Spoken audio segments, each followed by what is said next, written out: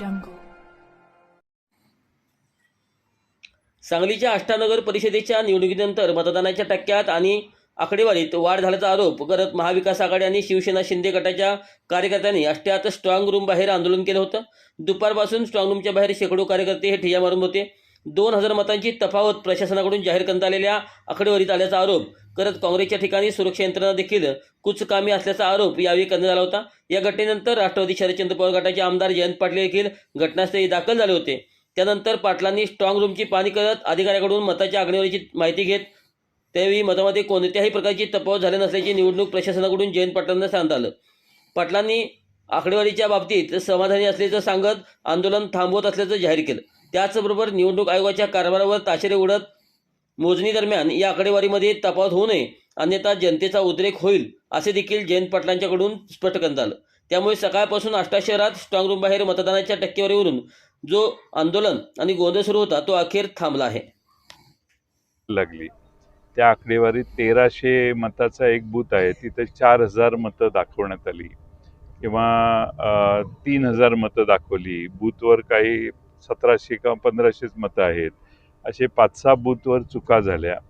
जेवढं मतदान झालेलं आहे, काल आमच्याकडे जे फॉर्म देण्यात आले प्रत्येक बूथवरचे, त्यापेक्षा कितीतरी अधिक मतदान हे निवडणूक आयोगाच्या कडून बाहेर आलं, वेबसाईटवर बाहेर आलं आणि आम्हाला माहीत होतं किती मतदान झालेलं आहे आणि त्यामुळे आष्ट्यातले जागृत कार्यकर्ते, नागरिक हे एकत्रित आले. या सगळ्या झालेल्या प्रकाराबद्दल त्यांनी तीव्र निषेध व्यक्त केला.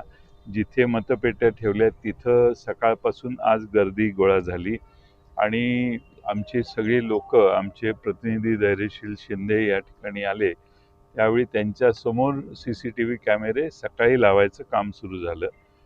असो, त्याबद्दलही आता आम्ही इथले प्रांत श्रीनिवास अर्जुन आणि अतिरिक्त अप्पर तहसीलदार श्रीयुत लिंबारे साहेब यांनी आम्हाला खुलासा केला.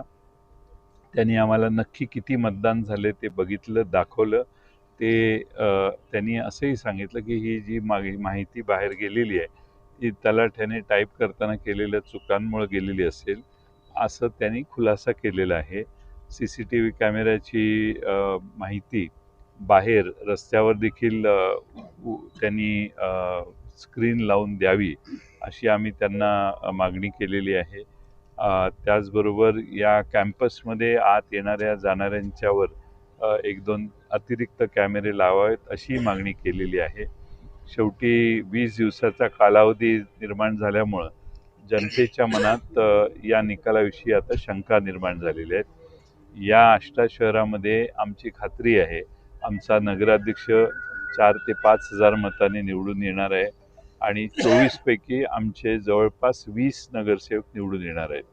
तीच आष्ट्यात परिस्थिती आहे. उरण ईश्वरपूरमध्ये परिस्थिती आहे. आमचा उमेदवार 5 ते 7 हजार मतांनी निवडून येईल आणि 30 उमेदवार तिथे 30 नगरसेवकाची पदं आहेत. त्या 30मध्ये आमची 22 ते 24 उमेदवार निवडून यायला हवेत. यामध्ये फरक असेल तर लोकांचा गैरसमज होण्याची शक्यता आहे आणि म्हणून कोणत्याही प्रकारे ही व्यवस्था पारदर्शी राहावी यासाठी निवडणूक आयोगाने पुढाकार घ्यावा. पोलीस प्रशासनाने याच्यावर सक्त नजर ठेवावी आणि मला निवडणूक आयोगाला विनंती करायची आहे अशा प्रकारचे गोंधळ त्यांच्याकडून जर झाले तर जनतेच्या मनात निवडणूक आयोग, EVM मशीन्स आणि या सगळ्या प्रक्रियेबद्दल जर शंका निर्माण झाली तर लोकशाही धोक्यात येईल.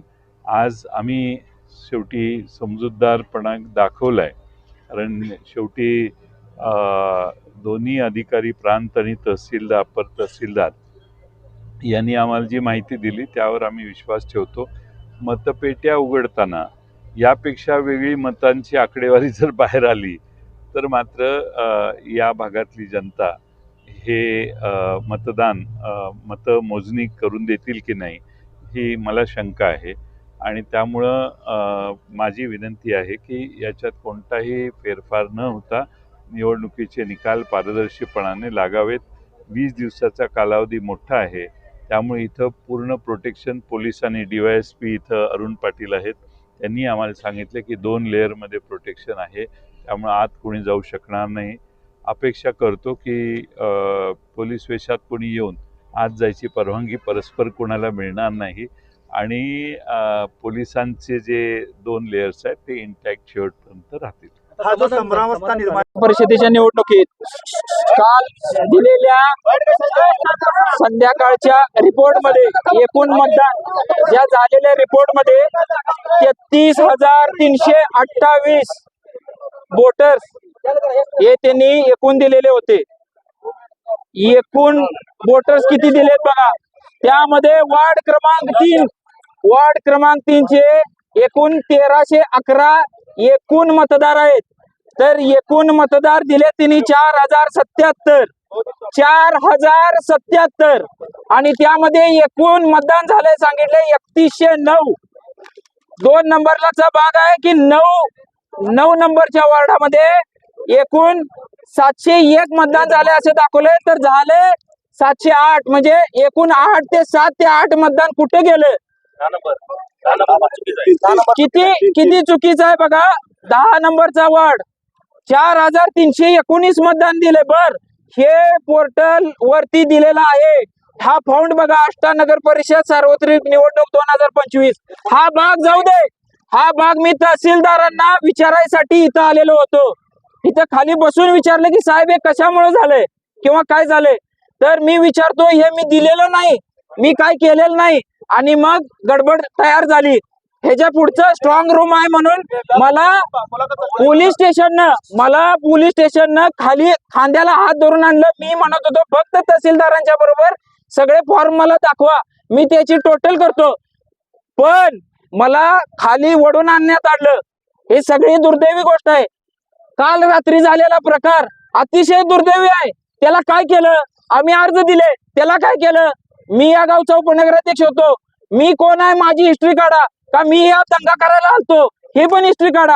पण ह्या प्रशासनाचा, ह्या पोलीस स्टेशनच्या सगळ्यांचा धिक्कार आहे. सीसीटीव्ही बंद होता आणि आमच्या पुढे माणूस आला सीसीटीव्ही चालू करायला. माझं असं मत आहे, आजच त्यांचे सर्वचे सर्व उमेदवार निवडून आले म्हणून सांगा, त्यांचा नगराध्यक्ष निवडून आला म्हणून सांगा, आणि ज्यावर इतर गोष्टी काही नाहीयेत.